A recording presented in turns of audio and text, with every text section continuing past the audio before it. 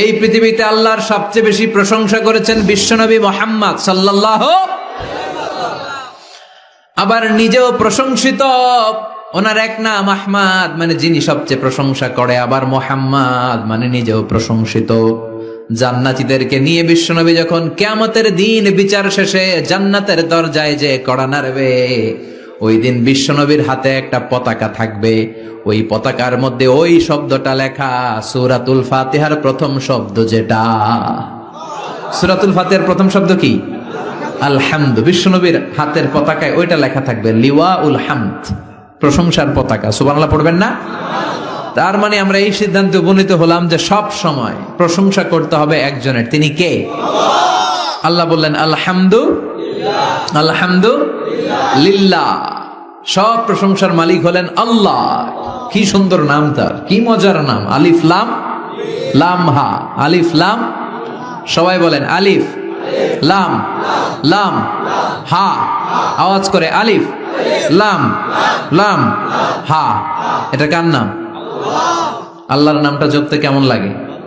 হৃদয় থেকে এই গভীর রাতে আল্লাহর একটা ডাক দেন তো, বলেন আল্লাহ। প্রাণটা জুড়িয়ে আবারও আল্লাহরে ডাকেন, বলেন ইয়া আল্লাহ। নামটা মজা লাগে না? আল্লাহ বলেন হুয়াল আউয়াল ওয়াল আখির ওয়াল যাহির ওয়াল বাতিন। তিনি প্রথম, তিনি শেষ, তিনি প্রকাশ্য, তিনি গোপন। সুবহানাল্লাহ।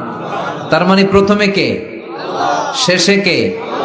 প্রথমে আল্লাহ আল্লাহ, শেষেও আল্লাহ আল্লাহ, আকাশে আল্লাহ আল্লাহ, জমিনে আল্লাহ আল্লাহ। সবাই পড়েন, প্রথমে আল্লাহ আল্লাহ, শেষেও আল্লাহ আল্লাহ, আকাশে আল্লাহ আল্লাহ, জমিনে আল্লাহ আল্লাহ। নিখিল জাহান গায়ে গুণগান তার নামে গায়, আমরাও গাহি তাআলা হামদে বারি তাআলা, হামদে বারি তাআলা, হামদে বারি তাআলা।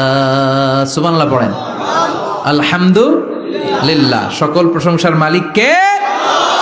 আল্লাহ বললেন সকল প্রশংসার মালিক হলাম আমি, আর আমি হলাম রব্বিল আলামিন, জগৎ সমূহের রব। আল্লাহর আরেক নাম হলো রব। আল্লাহর আরেক নাম কি? কবরের প্রথম প্রশ্ন কি? মার রব্বুক, তোমার রব কে? আমাদের উত্তর কি? আমরা বলবো আল্লাহ আমারে রব, আল্লাহ আমারে রব, দমে দমে তনু মনে তারি।